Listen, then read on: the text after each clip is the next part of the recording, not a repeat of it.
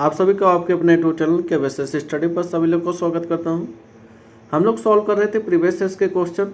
इससे पहले के पार्ट में मैंने प्राचीन भारत और मध्यकालीन भारत को कवर करके रखा है। आप प्ले लिस्ट में जाकर जरूर देख लेना। आज से हमारा टॉपिक है आधुनिक इतिहास के। आधुनिक इतिहास की बात करेंगे तो पहला टॉपिक हमारा रहेगा औपनिवेशिक अर्थव्यवस्था के बारे में। आइए देखते हैं यहाँ से किस प्रकार के क्वेश्चन पुटअप किए जाते हैं, उसको देख लेते हैं। आइए देखते हैं यहाँ से किस प्रकार के क्वेश्चन पूछे जाते हैं, उसको देख लेते हैं। निम्नलिखित में से किस स्थान पर 1818 में फोर्ट ग्लौस्टर में हेनरी गॉगर द्वारा पहली भारतीय सूती मिल की स्थापना की गई थी? तो इसको याद रखना, कोलकाता में इसकी स्थापना की गई थी।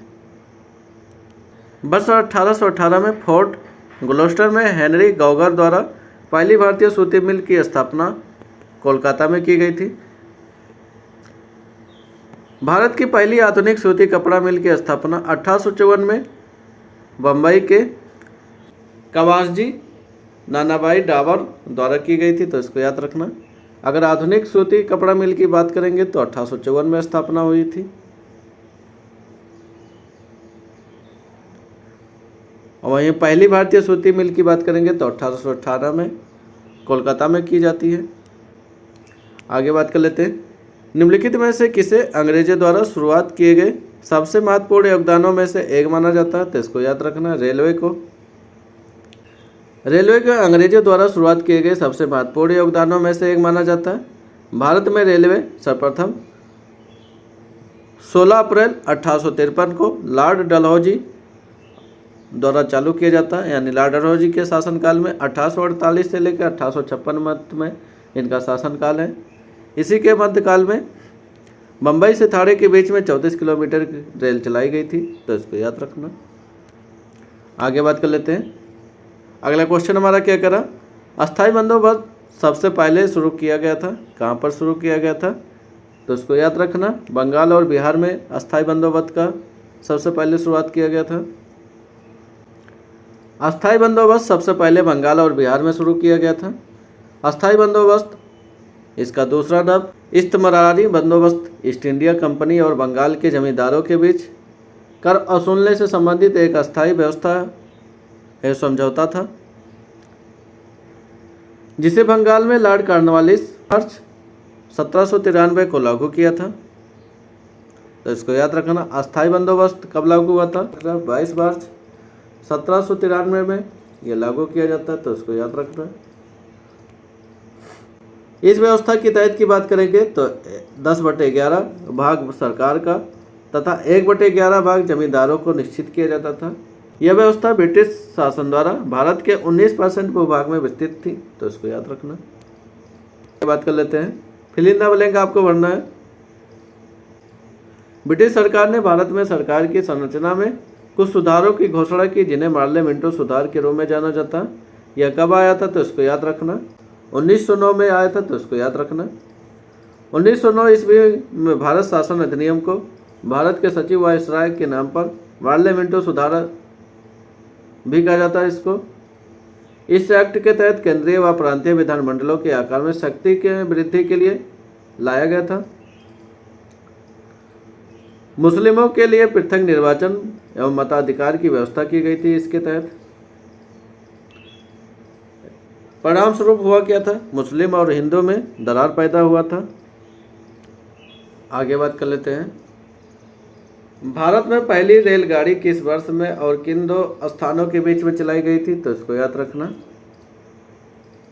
1853 में मुंबई और थाने के मध्य में चली थी।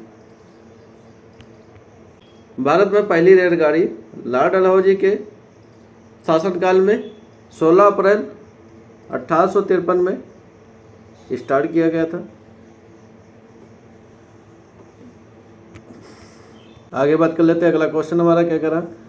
निम्नलिखित में से कौन सी प्रणाली भारत में ब्रिटिश शासन के दौरान भूमि राजस्व प्रणाली से संबंधित नहीं था?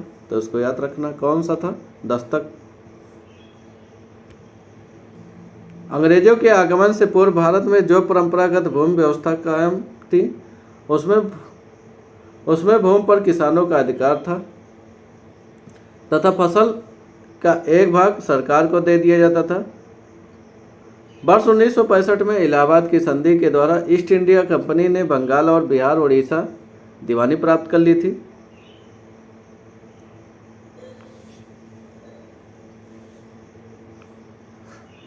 सत्रह सौ 71 ईस्वी में ईस्ट इंडिया कंपनी ने भारत में प्रचलित पुरानी भू राजस्व प्रणाली को जारी रखा, परंतु कंपनी ने भू राजस्व की दरें में वृद्धि कर दी थी।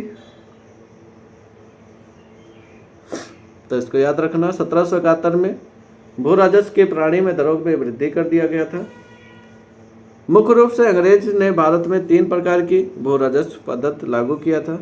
पहली पद्धति की बात करेंगे तो जमींदारी पद्धति 1793 ईस्वी में लागू किया गया था। दूसरा रैयतवाड़ी पद्धति था जो 1792 में लागू किया गया था। तीसरा महलवाड़ी पद्धति 1822 में लागू किया गया था। तो इसको याद रखना, ये तीनों ही पद्धति इम्पोर्टेंट है जो ब्रिटिश द्वारा भारतीयों पर लगाए गए थे। महलवाड़ी प्रणाली कहाँ लागू की गई थी? तो इसको याद रखना, उत्तर प्रदेश में लागू किया गया था। महलवाड़ी व्यवस्था का उत्तर प्रदेश, मध्य प्रांत और पंजाब प्रांत में लागू किया गया था, जो ब्रिटिश भारत के कुछ भूभाग यानी 30% भाग पर इसको लागू किया गया था।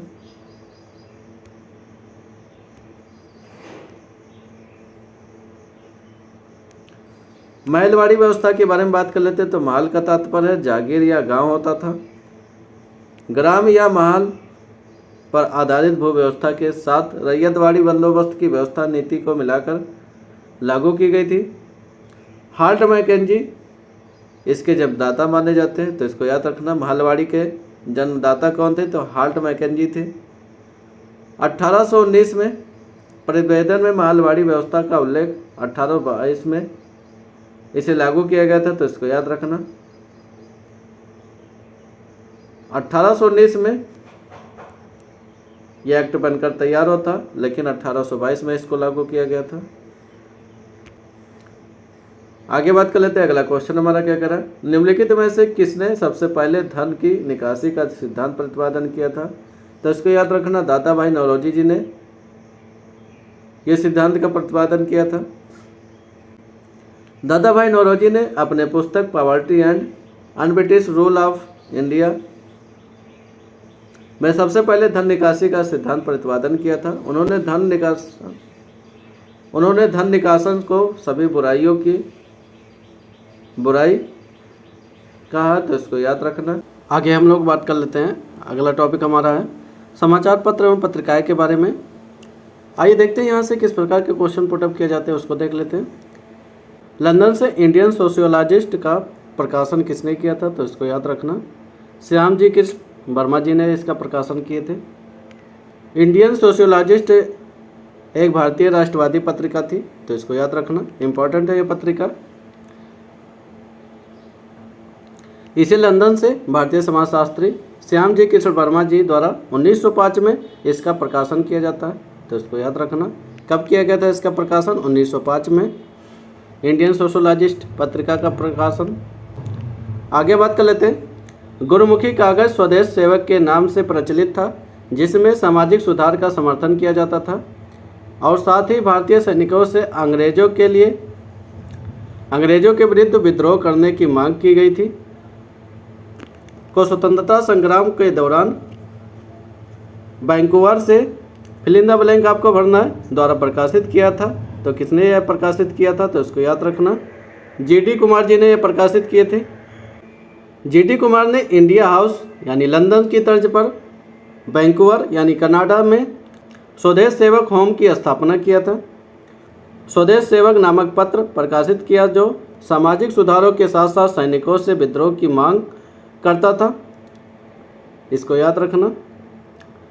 तारकनाथ दास भी इस संस्था से जुड़े हुए थे। तो पूछा जाता है तारकनाथ किस संस्था से जुड़े हुए थे? तो इनको याद रखना।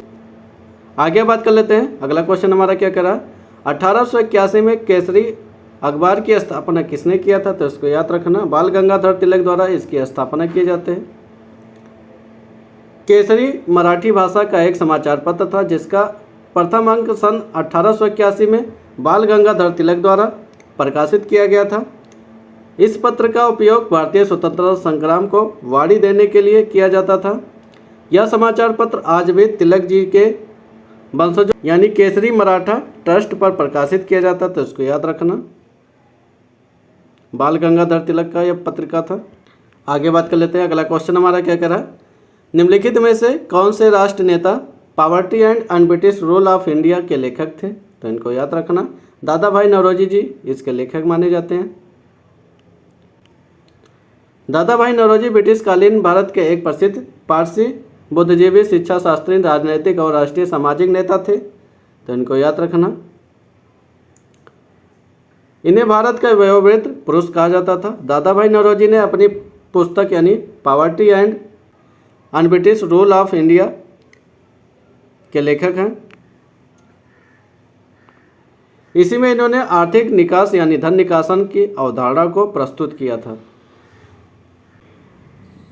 आगे बात कर लेते हैं। अगला क्वेश्चन हमारा क्या कह रहा है, निम्नलिखित में से स्वतंत्र नामक समाचार पत्रिका के संस्थापक कौन थे? तो इनको याद रखना। मोतीलाल नेहरू जी इसके संस्थापक थे। यह लॉर्ड पीसीएस 2016 में पूछा हुआ क्वेश्चन है। स्वतंत्र पत्रिका के संस्थापक मोतीलाल नेहरू जी थे। इस समाचार पत्र को मोतीलाल नेहरू ने 9 फरवरी 1919 को इलाहाबाद से प्रकाशित किए थे, लेकिन अंग्रेजों के दमन के कारण ये 2 वर्ष के बाद ये पत्रिका बंद कर दी गई थी। आगे बात कर लेते हैं। अगला क्वेश्चन हमारा क्या कह रहा, भारत में वंदे मातरम पत्रिका के स्थापना किसने किया था? तो उसको याद रखना। अरविंद घोष जी ने वंदे भारत पत्रिका की स्थापना किए थे। भारत में वंदे मातरम 1905 में अरविंद घोष द्वारा प्रकाशित किया जाता अंग्रेजी भाषा में यह साप्ताहिक पत्रिका थी। इस पत्रिका का प्रकाशन मुख्य रूप से कलकत्ता से हुआ था, तो इसको याद रखना। वंदे मातरम का प्रकाशन कलकत्ता से हुआ था। यह एक अंग्रेजी पत्रिका थी जिसको अरविंद घोष द्वारा प्रकाशित किया गया। आगे बात कर लेते हैं। अगला क्वेश्चन हमारा क्या करा, किसने 1862 में इंदु प्रकाश का प्रकाशन किया था? तो उसको याद रखना। जस्टिस रनाडे जी ने इसका प्रकाशन किए थे। न्यायमूर्ति रनाडे ने सन 1862 में पत्रिका इंदु प्रकाश का प्रकाशन किए थे।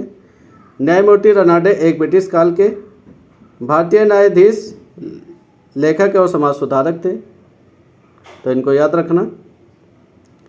ये जितनी भी पत्रिकाएं डिस्कस किए हैं प्रीवियस ईयर में बार बार रिपीट किए गए हैं, इनको जरूर तैयार कर लेना। यहाँ से बार बार रिपीट किए जाते हैं क्वेश्चन। अगर आप लॉर्ड पीसीएस या यूपीपीएससी की तैयारी करें तो आपके लिए क्लास इंपॉर्टेंट है। आप सभी को अंत तक वीडियो में बने रहने के लिए बहुत बहुत धन्यवाद। Thank you.